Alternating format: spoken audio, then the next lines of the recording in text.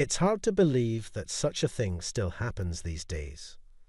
I found myself thinking vaguely about it in the narrow hallway of my apartment. There was a thick envelope on the small showbox. Inside it was payoff money. I had a girlfriend. Her name was Michelle. She was the only daughter of the chairman of the Johnson General Hospital, one of the largest hospitals in town. Last night, I proposed to Michelle, and this is the result. Suddenly, Michelle's father showed up at my apartment and looked at me as if I were trash. He said, "I won't let my daughter marry an uneducated loser." Then, saying it's payoff money, he left a thick envelope on the table. Michelle seems to have had her cell phone taken away by her father, so I can't get in touch with her. Just like that, my relationship with Michelle abruptly ended. My name is Rick, and I turned 32 this year. Currently, I'm the vice president of a gaming company I started with a friend. There were a lot of ups and downs to get here, but I believe everything has been a learning experience for me. Deep in my heart, there are things that I've yet to fully come to terms with. My father passed away when I was young, and my mother raised me on her own. Ever since middle school, I wanted to start working early. Being the eldest son, I have 3 younger sisters. When I told my mom that I had decided to quit high school and work while attending night school, she looked at me with guilt and bowed deeply to me. It wasn't that I loved studying, but telling her about the night school was more of an excuse to make her understand. I remember feeling humbled when she bowed so deeply. Together, my mom and I supported our family, ensuring my sisters could follow their desired paths. That gave me a lot of confidence. In the end, I kept working at a florist that I've been part of since my part-time days. That's when I first met Michelle. I think I was 25 and she was 22. Every Monday and Thursday afternoon, she would come into the shop to buy fresh flowers. She never bought large bouquets, just a few stems, and then she'd leave. We'd exchange a few words every time. Little by little, I found myself drawn to her shy and modest character. Michelle is the kind of girl you don't often see these days, with a quiet, reserved, and pure demeanor. Even someone as thick-skinned as me could immediately tell from the way she carried herself that she came from a good upbringing. On Valentine's Day, when she gave me chocolates, I realized for the first time that she had feelings for me. I asked her out right then and there. Our relationship was smooth sailing. We never had an argument. Life was hectic for me. Being invited to co-found a business by a friend might have been a contributing factor. The only time Michelle and I could really meet was on Sundays. With my sister still in school and tuition fees to pay, I didn't have a lot of money for myself. Our dates were mostly in the park. Every time, Michelle would bring along a homemade lunch, and we'd spend our time in the park. I loved that. After dating for a year, I mustered up the courage to propose to her. I felt that if Michelle stayed by my side for the rest of my life, I could push myself many times harder. I couldn't afford a ring worth 3 months of my salary and got her a cheaper one, but Michelle cried tears of joy after she saw it. She kept repeating, "Thank you." I swore I'd make her happy, but by the next morning, I felt like I'd been thrown into hell. The last time I saw Michelle, she had a tear-streaked face from crying with happiness. Our time together ended right there. Starting today, we have a few new recruits coming in. I was approached by HR as soon as I arrived at the office. The company had grown unimaginably since its inception, with almost 30 employees. After my heartbreak, I got seriously involved in a startup with a friend. He founded a gaming company. I've always loved games, and after seeing a game I created, he approached me to co-found the company. I dedicated myself to this job. The company grew rapidly. Now we're focusing on nurturing esports talents. My current job involves scouting esports players. It's quite a fulfilling job. Many young folks aspire to be professional esports players, but taking that first step can be challenging. I believe it's because its recognition in society is still somewhat limited. When job prospects come up, I bet very few parents would understand if their child says, "I want to be a pro gamer." Many kids are already making money by streaming games, but few share that with their parents. Streamers who make a living off game streaming need to put in the effort to make others understand their line of work. I support those kids who feel stuck because those around them don't understand what they're passionate about. I believe my job is to back their dreams. The recruits coming in today are between 18 and 26 years old. We plan to hire them as professionals. Among them, there's one guy I see as a key player. His name is Key. He's a player who excels in multiplayer online battle arenas, MOBA. Simply put, MOBA is a game style where you team up and cooperate with allies to attack and conquer the enemy's base. It requires both strategy and ability to make split-second decisions. I felt Key had an exceptional talent. "I'm Key Johnson. It is a pleasure to meet you all," he said, introducing himself. He's tall and good-looking, although he seemed a bit rough around the edges. The way he responded and carried himself showed he came from a good upbringing. A good young man. The women in the office were clearly impressed by him. After a brief greeting, Key started handling insurance paperwork and other administrative tasks in the HR department. It's a busy day since there are other new hires, and each needs to be directed to their respective departments. That's when I overheard a surprised voice from one of the female clerks. My feet stopped dead in their tracks when the clerk said, "He's the son of the Johnson General Hospital chairman. You know, Johnson General Hospital is the home of a girl like... Can't forget Michelle." I remember Michelle mentioning that she's an only daughter with one younger brother who doesn't have the inclination or aptitude for medical studies. Now I understand why Michelle's dad told me her future husband has to be a doctor. It might be pointless to think about it now, but if Key had gone to med school and become a doctor, maybe Michelle, and I could have gotten married. I was called an uneducated trash. The opposition to our marriage wasn't just because of inheritance issues. I admit that I had my own shortcomings, yet I couldn't help but wonder what if I had become a doctor. A fact I never realized when I first scouted Key. Would I have recruited him if I'd known he was Michelle's brother? Mixing personal feelings with business is downright unacceptable. I kept reminding myself of that. Otherwise, I couldn't imagine supporting Key's dream. Key, as I thought, immediately became a vital member of our team. At the welcome party, he introduced himself, saying he was the son of a hospital chairman, but couldn't give up his dream, so he left. Everyone gave him a warm applause for his determination. I clapped along, but something still felt off. You don't go home, you live alone, right? I casually inquired about his personal life during the party. I've cut ties with my family. When I said I didn't want to become a doctor, they disowned me. I think my sister will have to marry someone taking over the hospital, Keith mumbled. I do feel a bit guilty about my sister watching him. I felt a burning anger rise within me.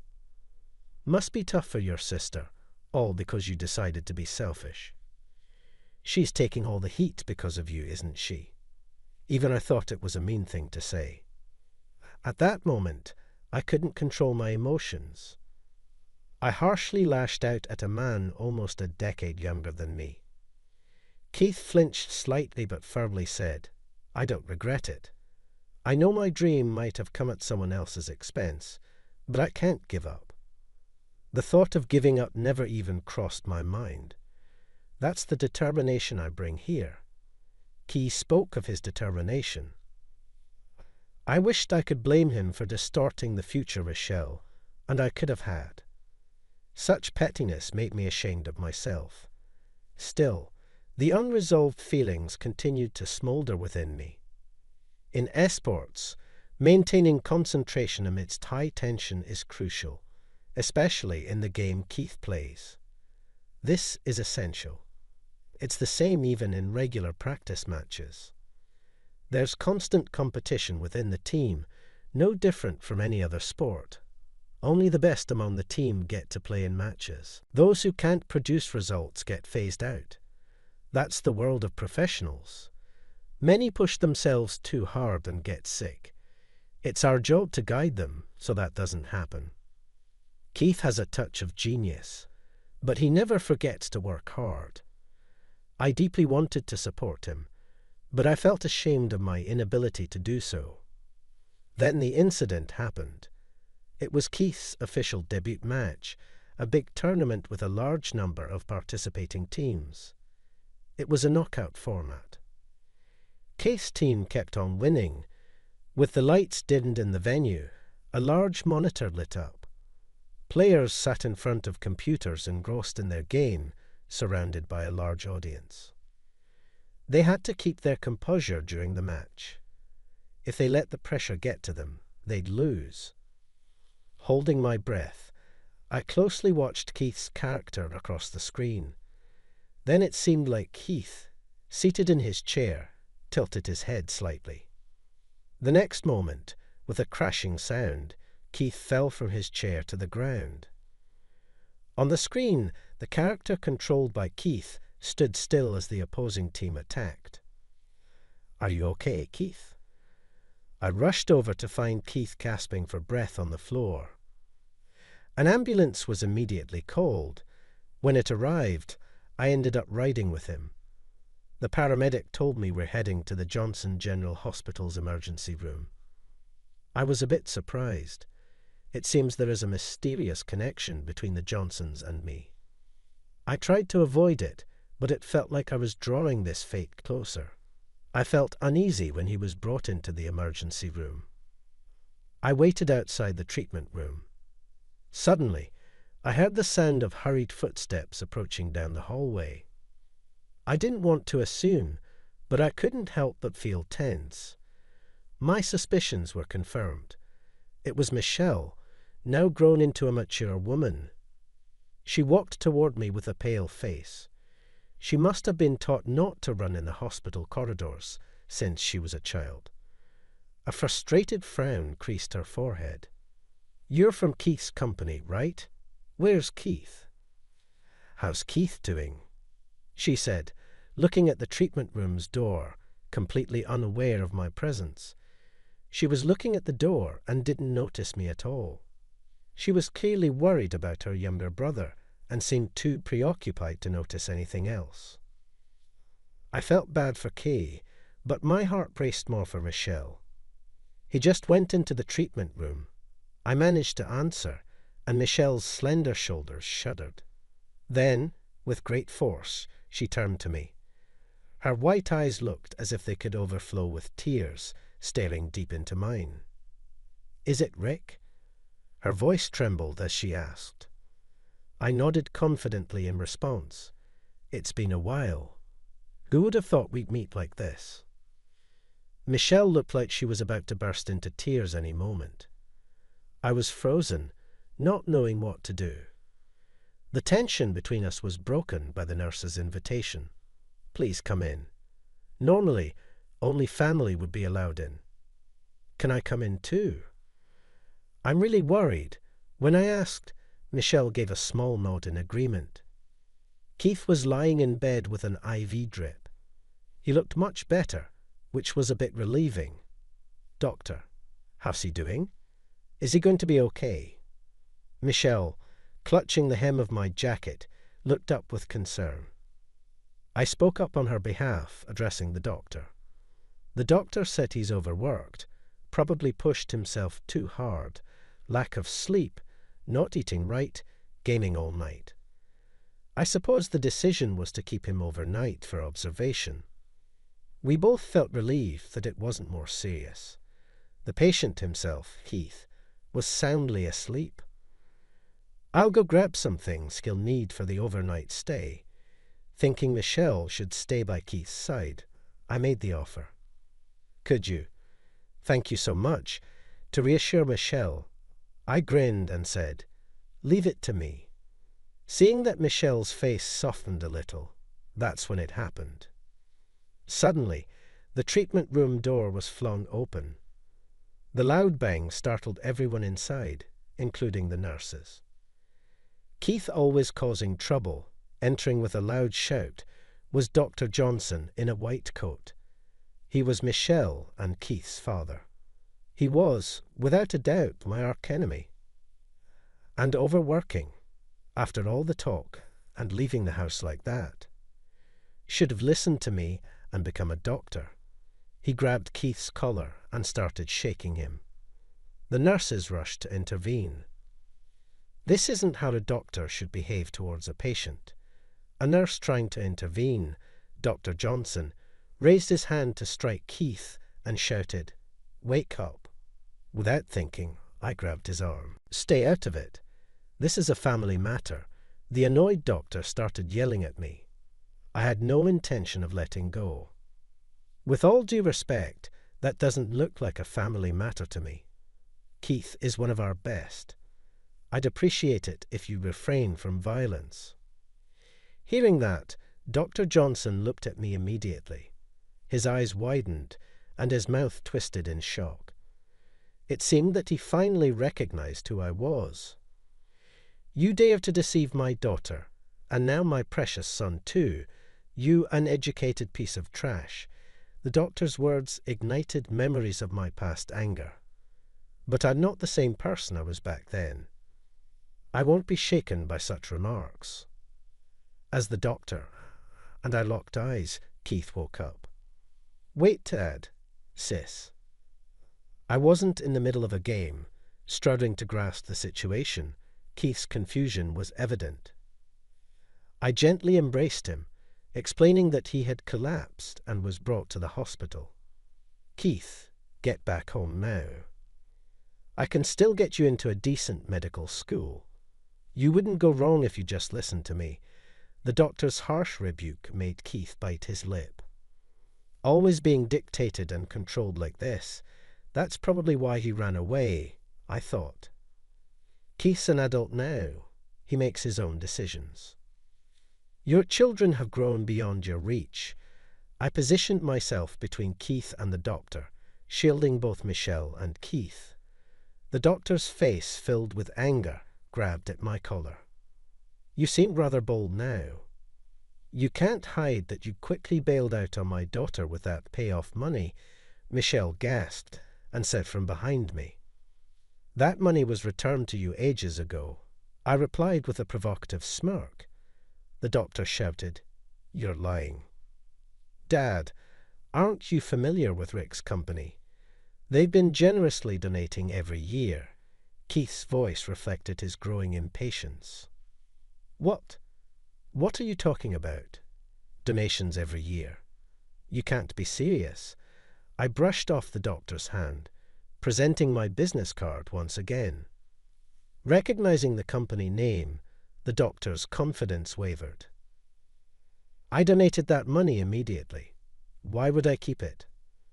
I always intended to come back for Michelle one day." I spilled out the promise I'd held deep in my heart.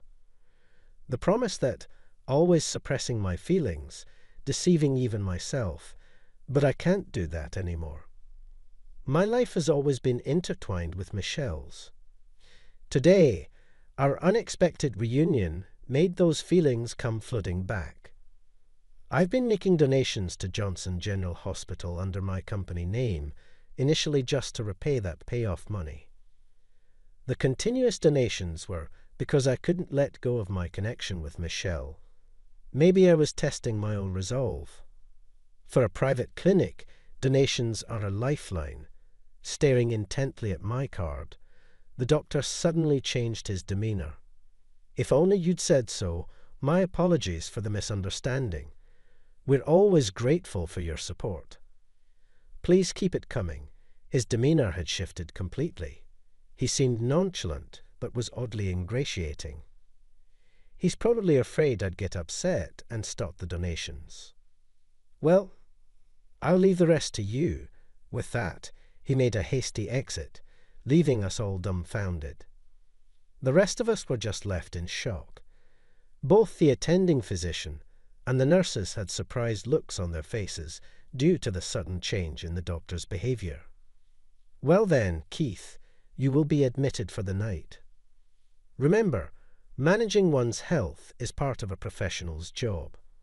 Be more cautious from now on. I'm sorry. I will be more careful, Rick.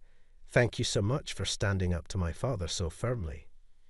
I was truly moved, thank you, Heath exclaimed with joy.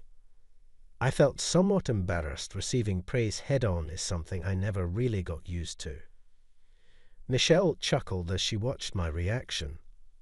Listen, Michelle, it's super late, and you might be fed up waiting, but if you're still single, I mustered up the courage to tell her that.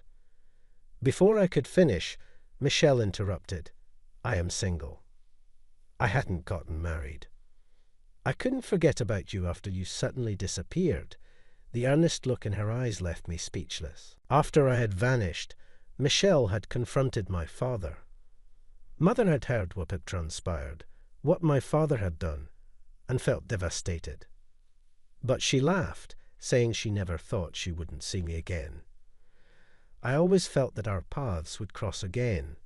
I knew it in my heart, Michelle said. She had been looking forward to that day. Tears threatened to spill from my eyes thinking about her holding on to that tiny glimmer of hope. Every day after our separation made my heart ache. I'll bring a much nicer ring next time. As I said this, scratching my head, Michelle shook hers. I like that ring. You still have it, right? Feeling like she saw right through me, I scratched my head and responded, You got me. Of course, I still have it. The ring that was returned to me as if to sever our ties. I want that ring on my finger again. I nodded firmly in response to Michelle's words. At that moment, the entire treatment room erupted into applause. The doctor, nurses, and Keith all clapped their hands, saying, Good for you, as a gesture of celebration. Suddenly, I snapped back to reality. Michelle and I weren't alone. Feeling embarrassed, I hastily left the treatment room. A few days later, Michelle and I both went to meet the doctor. At first, the doctor refused to see us, but Michelle's tears eventually won him over. All right, I'll approve the marriage, but on one condition.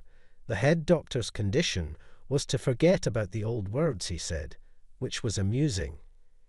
It's probably about that comment he made about me being an uneducated trash, I quickly replied. Of course, I wanted to register our marriage right away, but due to work, it kept getting postponed. The one who ran out of patience was Michelle, and unusually she puffed up her cheeks, raising her voice in protest at me. She hardly ever gets angry.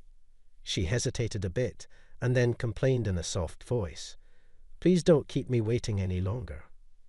Seeing Michelle blushing and speaking shyly, I realized how long I'd kept her waiting. I'll do it right away. I stood up and left my work. I grabbed her hand and rushed to the county clerk's evening counter. Michelle said, Wait, but I had no intention of waiting any longer. Our pace quickened, and by the time the county building was in sight, we were both running, our hands tightly holding onto each other. I swore in my heart I would never let go of this hand for the rest of my life.